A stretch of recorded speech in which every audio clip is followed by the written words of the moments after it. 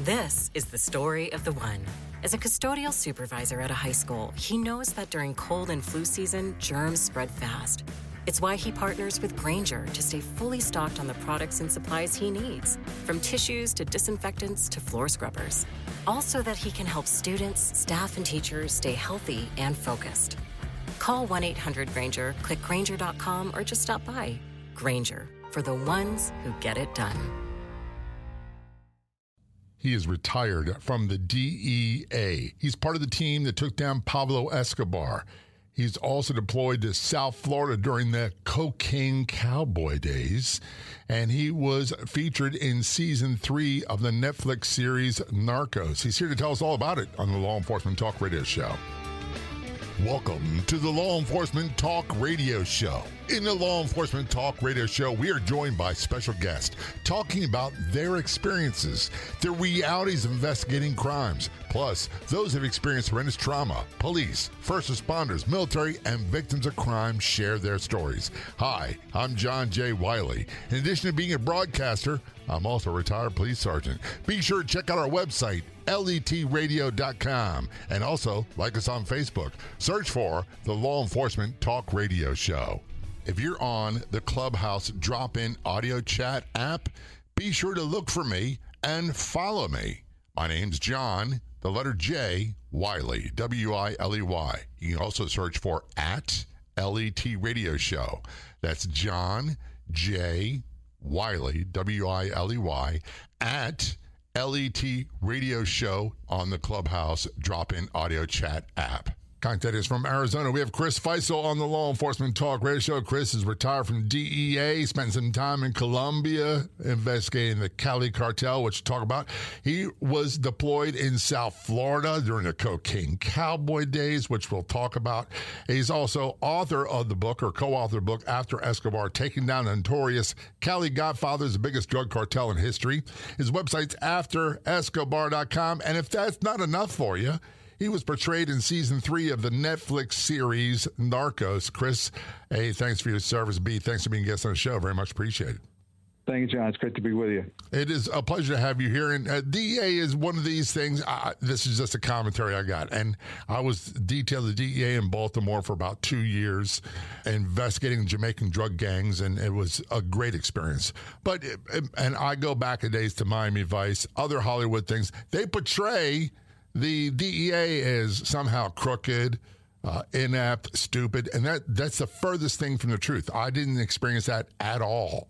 Yeah, I think that's a common theme throughout television and movies, to portray DEA agents in that light. But you're right; it's the furthest thing from the truth. DEA is the lead drug law enforcement agency in the world, and in my opinion, they have some of the best investigators in law enforcement. And they go worldwide. It's not just, I worked with guys who went to Colombia, and during that time, late 80s, somewhere around there, and they were deployed in Europe. They're deployed. We had Jack McFarland on the show recently. He talked about the Caribbean area. We talked about a lot of things I never even considered. Even being a city cop in Baltimore, I just never considered it. Yeah, and that was one of the things, John, that really drew me to DEA, is because at this point in time, we have offices in over 80 countries throughout the world. So you can have a great experience. You can work in different countries, learn different languages, and be able to experience different cultures all the time while working in conjunction with our host nation counterparts, our law enforcement counterparts in each of those countries. So it's really a great experience. And I think that's one of the things that draws people to DEA, is that ability to work in the foreign arena. How long did you serve in the DEA? How many years? 26 years.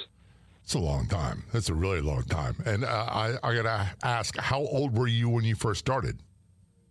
Well, I was the second youngest in my class, so I turned 23 in February, and I was hired in March. So I just turned 24. So I was 24 years old when I started the academy. And by that time, I had almost 2.5, 3 years of law enforcement experience working as a summer police officer or a special police officer in Wildwood, New Jersey on the shore, as well as a full-time police officer in Virginia Beach, Virginia. Oh, see, I grew up in Norfolk, Virginia Beach. My dad's career Navy, and I have nothing but fond memories of that area. And I was going to ask you this question because there was two types of agents I dealt with. They had ones that just graduated from college, and they were recruited by the DEA. And we had other ones that were street cops. And I say that with the utmost respect because it's a term of endearment from where I come from, that did their time and went federal for many different reasons. And you fell in that category of policing before you went in the DEA. That's correct. And during that mid-1980s time frame, South Florida, they had established the South Florida Vice President's Task Force, and there was really a big push to hire a lot of agents at that time. So there were a lot of people that were hired that had prior law enforcement experience as well as prior military experience. So they had a lot of people to choose from. They had a lot of positions to fill at that time. And I thought that was really a very good experience for me, having that law enforcement background prior to joining DEA. Why did you leave policing in Virginia Beach to go to DEA? What was your motivation? So the reason that I really wanted to join DEA was because while I was working as a seasonal police officer in New Jersey, I had the opportunity to work undercover. I met a female in a bar who offered to sell me methamphetamine, and we set up this undercover deal, and that was something that really interested me. So at that time, I started looking into DEA, and I figured, you know what, I really need some full-time police experience before I get into the DEA. So I applied to Virginia Beach Police Department pretty much at the same time as DEA, but DEA, it takes so long for them to hire. I had to wait about a year and a half, almost 2 years to get hired. But in the meantime, I got hired by Virginia Beach as a full-time police officer, so I just used that as a springboard to get into the DEA. Gotcha. And by the way, did you seek out undercover work, or is that something that was thrown in your direction and you kind of excelled at it? Well, that was a chance encounter that I had in a bar, but it was something that I enjoyed. And when I got hired by DEA, I kind of went into that persona. I had really long hair down to the middle of my back. I had earrings, and I thought that was something that I was pretty decent at, and I wanted to do as much of it as I could. So that was something that caught my interest very early on. Well, one of the things, I went to your website, afterescobar.com. That's afterescobar.com. I looked at a picture of you, Chris, and you don't look like that guy that's got long hair now, do you? No, not at all. That was just for the job, and but when you work in police office, John, you're always neat and you're clean cut and everything, and when you get hired by a federal agency like that, like DEA, it gives you that opportunity to kind of grow your hair out and do things a little bit differently than you could with the police department. I'm going to show my independent streak, and I'm going to grow my hair. Now, I'm at the point now where, and by the way, I have very curly hair. All I did was grow out in a bush. It didn't succeed, but I keep my hair short. And the reason why, Chris, is because something I learned a long time ago in the police academy is the reason why uniformed officers have their hair short, wear clip-on ties, and don't have loop earrings is because that's the first thing that someone's going to grab in a fight. That's exactly right. And we had the same thing in Virginia Beach with the clip-on ties, and that was always brought out to us in the academy, so we were very cognizant of that. So 100% agreed. And to this day, my wife laughs at me, and I call her the boss, but she laughs at me because I'm due for a haircut, and you can't grab it now, but it's getting long. And I live in South Florida, so the heat is one thing. But to this day, look, I shave like once a week because I don't have to. But to this day, I refuse to wear a tie because a necktie, to me, is nothing but a noose. John, I am exactly the same way. I shave maybe once every week or every 2 weeks. I never wear a tie, and I always tell my friends and stuff that the next time I wear a suit and a tie, I'll be in a pine box. Same way, Chris. And you'll never catch me wearing loop earrings. As a matter of fact, those earring days are long gone. That was part of my narcotics work. We're talking about Chris Feistl. He's retired DEA. He's part of the team that is featured in the Netflix series Narcos. He's part of the team that investigated the Cali Cartel. He is also assigned to South Florida during the Cocaine Cowboy days, and he's co-author of the book, After Escobar, Taking Down the Notorious Cali Godfathers and the Biggest Drug Cartel cartel in history. One of the questions I get all the time is, how can I show my support for law enforcement? We're all busy. We've got busy lives, but there's something oh so simple you can do with our Facebook page. Search for Law Enforcement Talk Radio Show Facebook page. And when you see a post you agree with that resonates with you, share it, especially episodes of the podcast. To do all that, just search for us on Facebook, look for Law Enforcement Talk Radio Show, and be sure to click like. We got so much more to talk about. Don't go anywhere. We'll be right back. There are more than 700 free podcast episodes of the Law Enforcement Talk Radio Show. Episodes are converted to a free podcast after airing on radio. You're bound to find a podcast episode that suits you at letradio.com, letradio.com. That's letradio.com.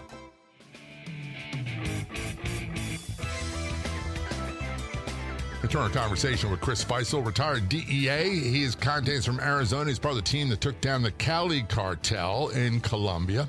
He was also assigned to South Florida and Miami during the Cocaine Cowboy days. He was featured in season 3 of the hit Netflix series Narcos, which is no small achievement. Oh, but there's more. He's co-author of a book, After Escobar, taking down the notorious Cali Godfathers and the biggest drug cartel in history. And hold on, their website is afterescobar.com. That's afterescobar.com. Chris, did you, before we get into your story, did you ever think you'd be in a position talking on a radio show, having a website, being co-author of a book, being on a television series, any of that stuff? Did that come in your mind? Absolutely not. I mean, anybody who knows me knows that I'm a pretty low-key kind of guy, you know, pretty humble. I don't seek out stuff like that. And, we always say in law enforcement, you're in the right place at the right time. And if you turn over enough stones, good things happen. So I was fortunate enough to be in the right location at the right time.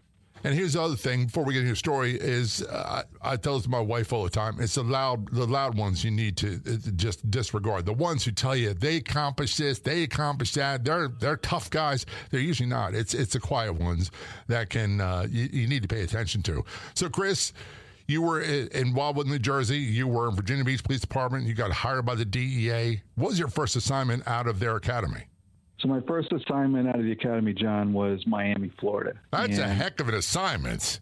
That was the place to be, and that was the only place that I wanted to work when I was in the academy. And I got to Miami in the summer of 1988, and like I said, the cocaine was literally falling out of the sky. And when I say that, it really was because of all the air activity that was going on there with the smuggling coming in from South America. So that was a great place for me to get on the ground and really learn the job as quickly as possible. The thing about Miami in those days, and when I was detailing DEA, we did go to Miami to find the source, myself and other Baltimore City police, and I think it was 1986. And I was fascinated by they had go-fast boats. They had all kinds of stuff. But basically, we were on our own. We had to rent a car. They said, hey, good luck. If you need us, call us. Otherwise, we're busy. And they weren't mean about it. It's just the way things were.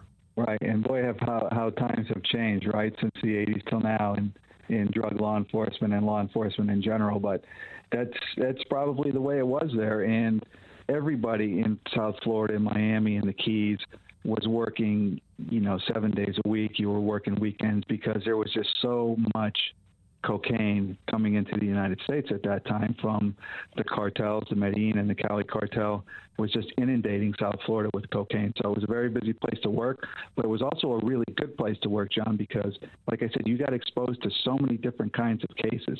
You were thrown right into the fire, and it was either that sink or swim mentality. So you learned the job very quickly, or you kind of got discarded. And the other thing about it is, before we go into Colombia, your deployment in Colombia, you mentioned something about there was so much cocaine. Back in those days, there was so much violence went along with it. And by the way, it still does. Where there's lots of guns, lots of drugs, lots of money, there's usually lots of violence. And South Florida was no exception. But you mentioned the Cali Cartel. How did you become aware of them and their involvement? And how did you get deployed to Colombia? Well, while I was in Miami, I had worked on a lot of transportation cases, meaning that we were posing as smugglers, and we had access to coastal freighters, we had access to go-fast vessels, we had access to safe houses in the Keys.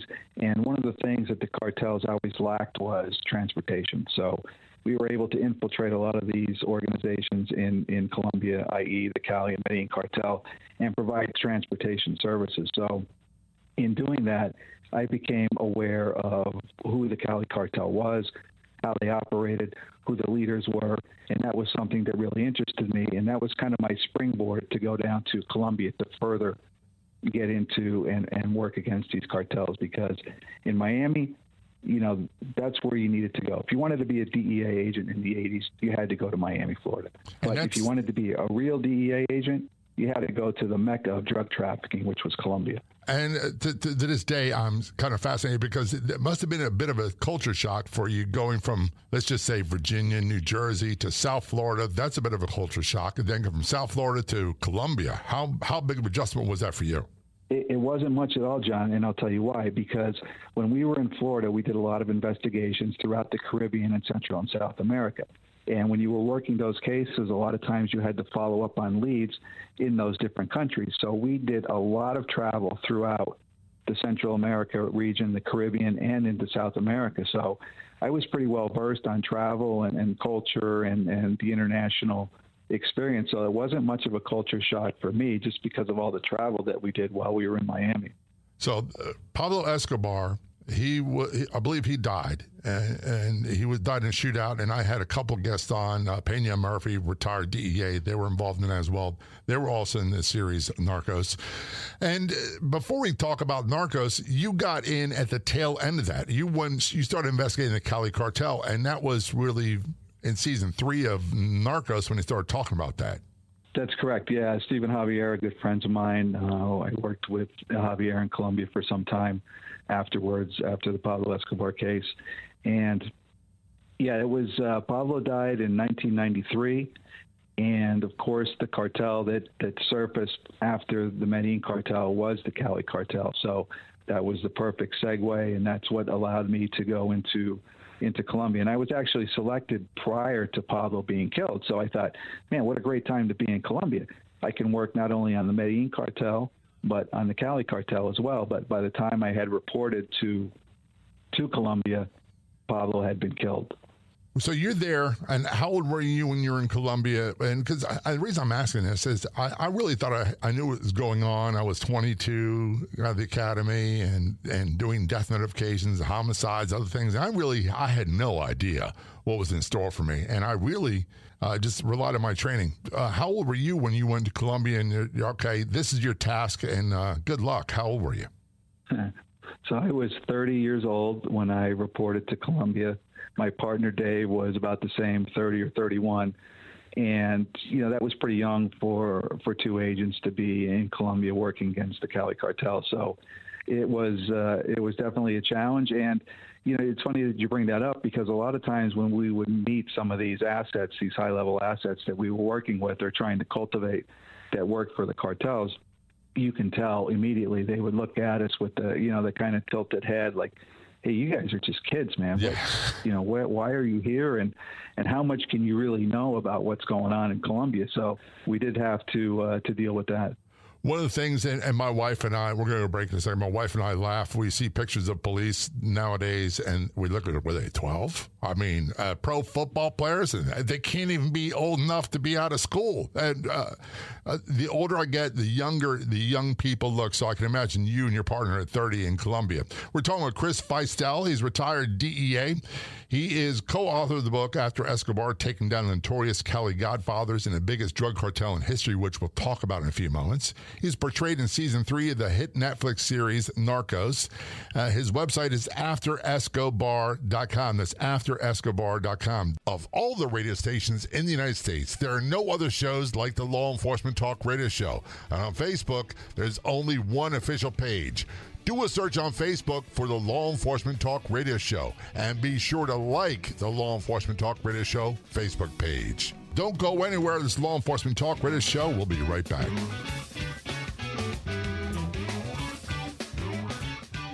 How would you like a free ebook on tips to improve your health? We're talking about tips you can use for free to add years to your life. Best of all, the ebook is free to download at lethealthy.com. When we say free, we mean free, so you can download the free ebook to improve your physical health, all while preserving your financial health. Get the ebook for free today at lethealthy.com. That's at lethealthy.com. Again, the website is lethealthy.com.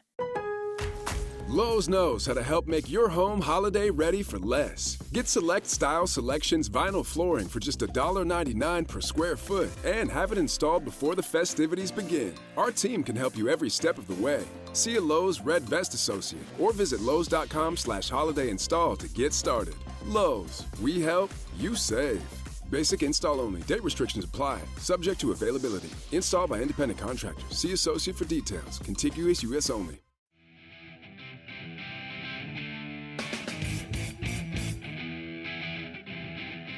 Return our conversation with Chris Feistl, retired DEA.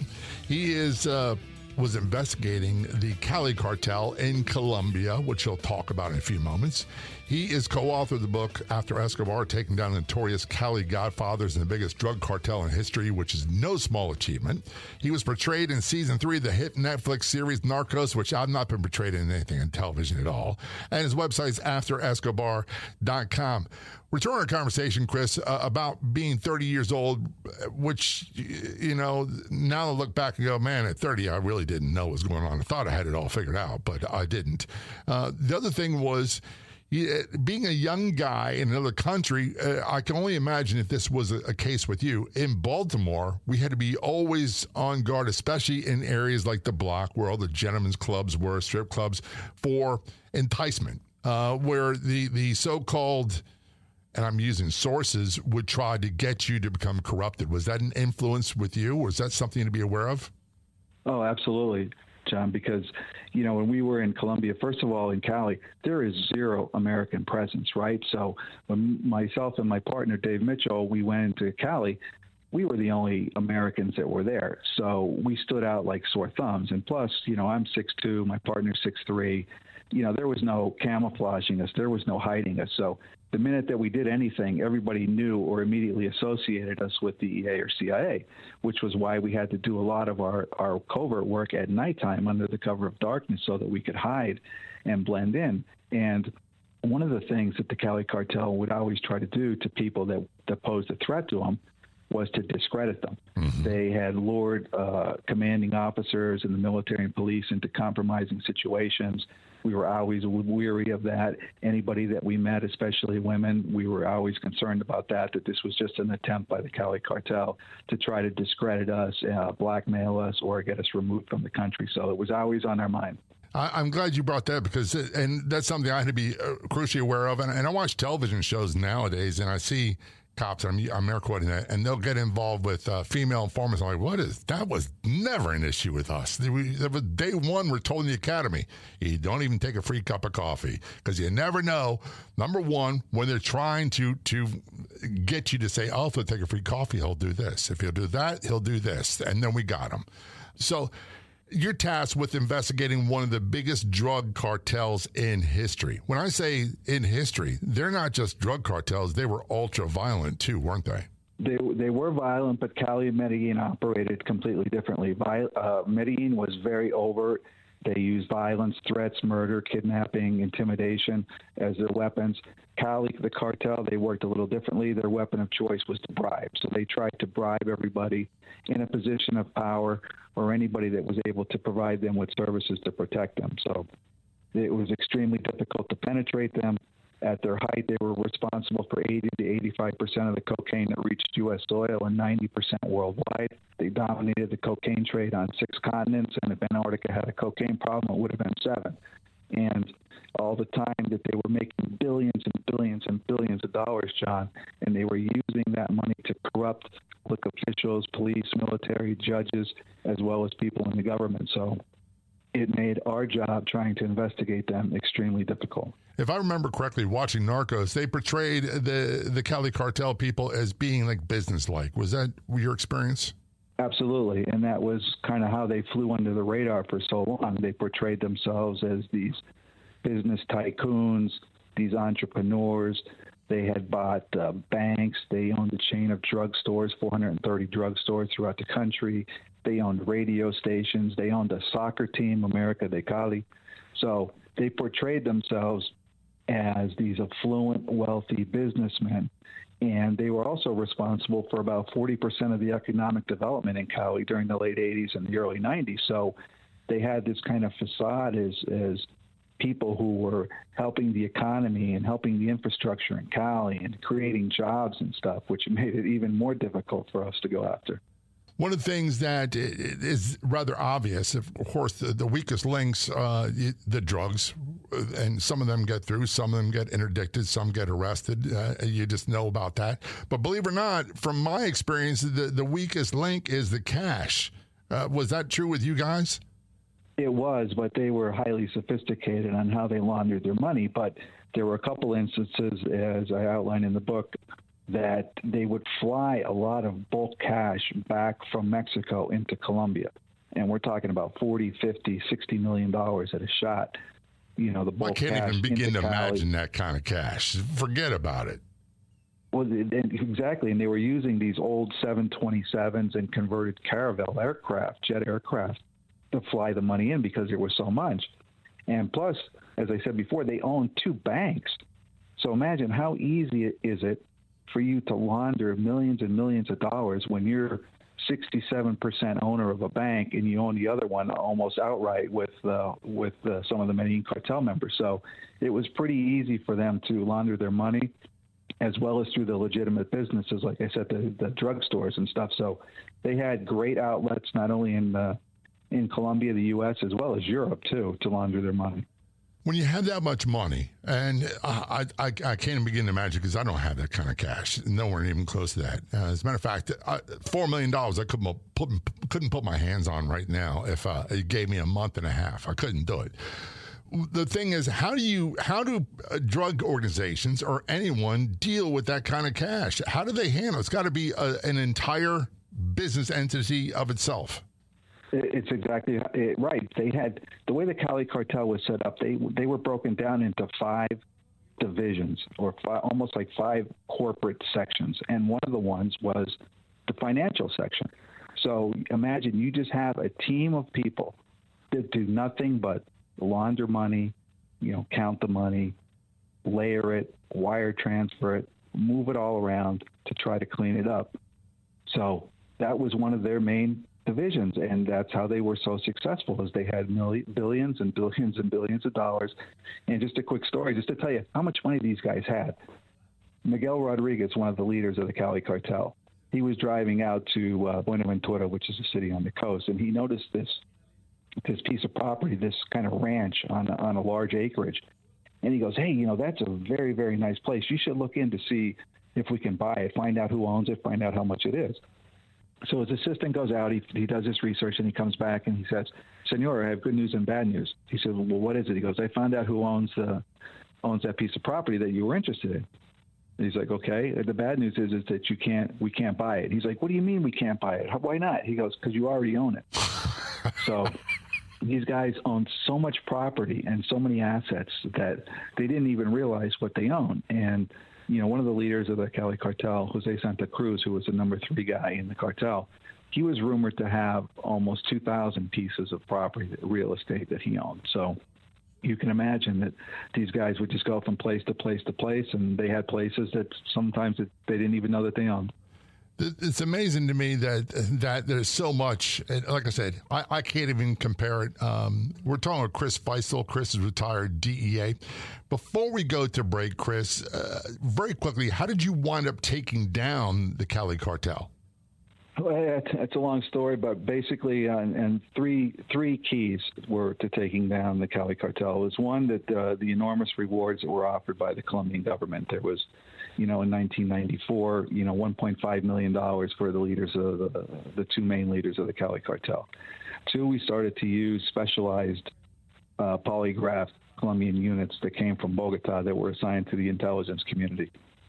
And we had to use them to kind of circumvent the systemic corruption that was in Cali. We couldn't use any of the security forces that were in Cali because of the corruption. And third, we were able to recruit several high-level assets that worked for the cartel that were able to provide us with real-time actionable intelligence about the leaders of the Cali Cartel. And on that note, we're going to take a short break. We're talking to Chris Feistl. Chris is retired from the DEA.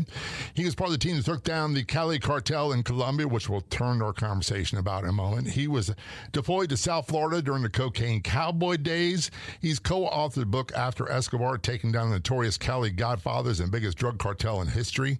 And he's portrayed in season 3 of the Netflix series Narcos. His website is afterescobar.com. This is the Law Enforcement Talk Radio Show. We will be right back.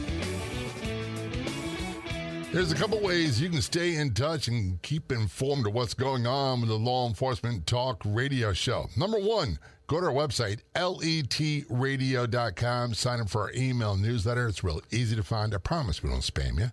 I send out about one email every 2 weeks or so.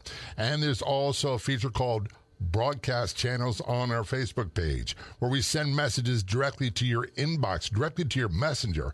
Real easy to sign up for. Make sure you like or follow the Law Enforcement Talk Radio Show Facebook page. And up top, you'll see broadcast channels, one for free podcast versions of the radio show, another one top post of the day. So you too can stay informed quickly, easily, and best of all, like always, free.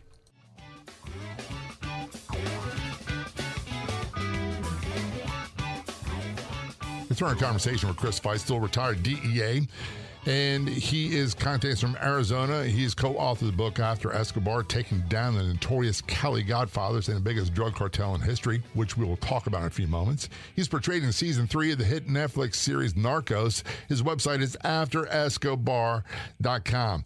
Chris, one of the things that Hollywood does kind of get a little bit right, is that the downfall of so many of these major players usually comes from informants, and usually they're people from inside their organization. Was that a key for you? That was one of the main keys as to how we were able to take down the Cali Cartel, because in this day and age, John, and even back then, these guys, they're not sitting there talking on the phone. They're not telling you this specific information that I am sitting in a house right now here at this location. So it was very difficult to do any kind of SIGINT or electronic communications to try to find these guys. And the only way, and you can see that through history on how these guys all fell, was through the use of human sources infiltrating the organization and providing you with that very actionable intelligence as to where they are at. Now, refresh my memory. Were they arrested and extradited back to the United States? What happened? So during this time in 1995, there was no extradition of Colombian nationals from Colombia to the United States. Colombia had changed their constitution and their rules several times. And if you go back in history and remember, Pablo Escobar surrendered in 1991 after they banned extradition and assured him that he would not be extradited to the United States. So from that point up until late 1997, there was no extradition of Colombian nationals to the U.S., only non-Colombian. So if there was an American or a Canadian, they would extradite them, but not Colombian nationals. So what did they wind up doing with them? Were they handled locally or were they killed? I can't remember. To be honest, I'm drawing a big blank. So they would be arrested and they would be confined to prisons in Colombia. But as we all know, the security in a lot of those prisons is not, up to par or on U.S. standards. So that was one of the things that the U.S. government was always, prodding and getting to the Colombians was, look, you need to re-implement extradition because your prisons are not safe. They're not secure, and it just allowed these kingpins to run their business from prison, and that's exactly what happened with Cali. They went to prison, they ran the organizations from the jail, and Giuseppe Santa Cruz, the number 3 guy in the cartel, actually escaped from their high maximum security prison. So that was one of the reasons why the U.S. kept putting pressure on Colombia to re-implement extradition, which they did for crimes committed after December 17th, 1997. Well, a lot of the decisions from their politicians, I'm sure, were heavily influenced by the power of the cartels and money. Absolutely correct. And if you go back in history and you look, and I outline this in the book pretty well, is that the Cali Cartel donated or contributed over $6 million to the 1994 presidential campaign of Ernesto Samper. And that money was very well documented. It was received by the campaign, and it was utilized to help get President Samper elected. And on some of the raids that we did, in one specific raid, we found evidence of documents that included 2,800 corrupt officials. This was one raid in one location where we recovered that cache of documents with 2,800 corrupt officials. So the corruption that the Cali Cartel was able to utilize and infiltrate in the government was vast. It was extremely extensive. So you and your partners in the DEA team take down the Cali Cartel. They get arrested. And then did you expect some sort of ticker tape parade from the DEA? Or did you get that? No, not at all. I mean, I think DEA and a lot of law enforcement agencies, they look, that's your job. That's what you were sent there to do. This is your job. And, it's time to move on. What have you done for me lately, right? That's always the attitude in the government. And we kind of just moved on and started working on other cases. We were recognized. We did get awards and stuff, but it wasn't probably the big fanfare that you would think. Because that's one of the things that Hollywood tends to get wrong. When they make a big case, all of a sudden they're elevated. Their careers, they've got the cushy job. And what I try to get through to people all the time, they don't seem to get, is very much in all aspects of law enforcement. What have you done lately? It's exactly right. And especially in Colombia, it's like, okay, they're down, so what's next? Let's move on to the next cartel. Let's move on to the next designated foreign terrorist organization, which is in Colombia. You had the FARC, you had the AUC, you had the North Valley Cartel. So there was a lot of other work to do. So your time in Colombia eventually came to an end. Where did you get transferred to with the DEA after that? So after Cali, a lot of our team was reassigned to the States or promoted. I went up to Washington, D.C. I worked there for about 2 years, and then I returned to Colombia again for another 3-year stint as a supervisor to go after the North Valley Cartel, which was the up-and-coming cartel at that point in time. After that, I had rotated back into the States, and I did another 6-year tour in Colombia. So I did a total of 12 years, a little over 12 years in Colombia working against the cartels and some of the organizations there. From what I understand, finished up my career in Phoenix, Arizona. From what I understand, by the way, I had Cheryl Oz on from the DEA in Phoenix, Arizona. Great conversation as well. One of the things that I've got to ask, the book, After Escobar, Taking Down the Notorious Cali Godfathers, the biggest drug cartel in history.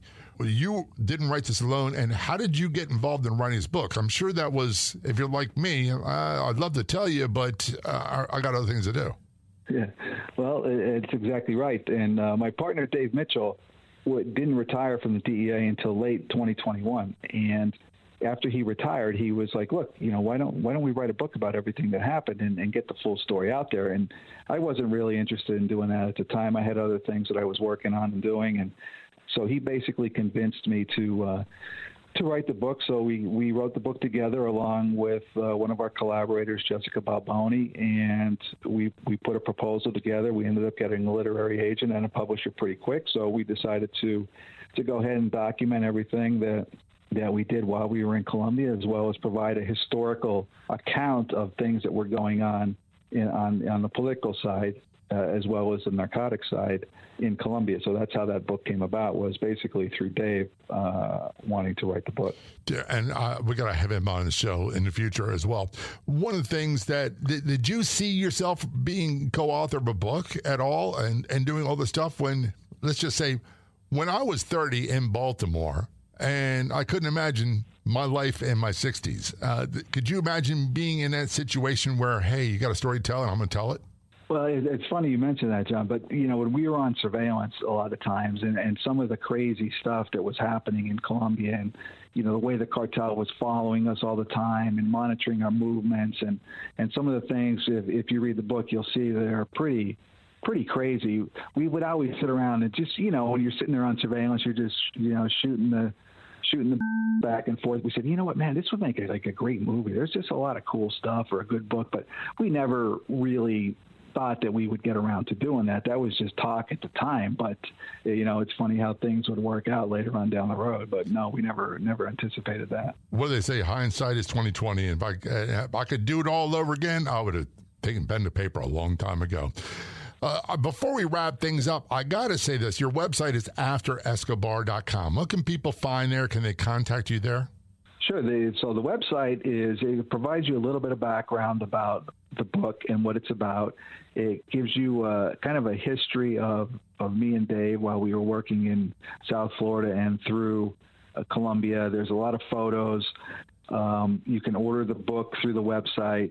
And I think anybody who's interested, if they know, I don't know if that book is really for me, I would recommend go to the website, check it out, read a little bit about it, look at the photographs, and see if that's for you. And we have our contact information there. Our emails are afterescobar2025@gmail.com. Anybody can email us.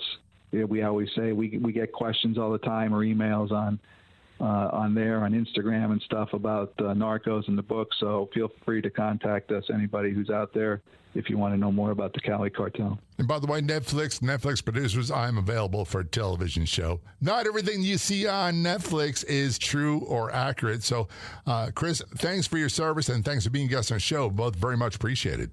Thank you, John. I appreciate it. Thank you for having me on. This was the podcast version of the nationally syndicated Law Enforcement Talk radio show, and we are so glad that you decided to join us. Big thanks to our guests for telling their story on the show. Two simple things you can do. Be sure to check out our website, letradio.com. That's letradio.com. And be sure to follow us or like us on Facebook. Do a search on Facebook for Law Enforcement Talk radio show, and be sure when you see a post that we put up that you like, that you resonate with, that gets your attention, be sure to share it with your friends. We'll be back in just a few days with another great episode of the show. See you then. This is the story of the one. As a custodial supervisor at a high school, he knows that during cold and flu season, germs spread fast. It's why he partners with Grainger to stay fully stocked on the products and supplies he needs, from tissues to disinfectants to floor scrubbers. All so that he can help students, staff, and teachers stay healthy and focused. Call 1-800-GRAINGER, click Grainger.com, or just stop by. Grainger, for the ones who get it done.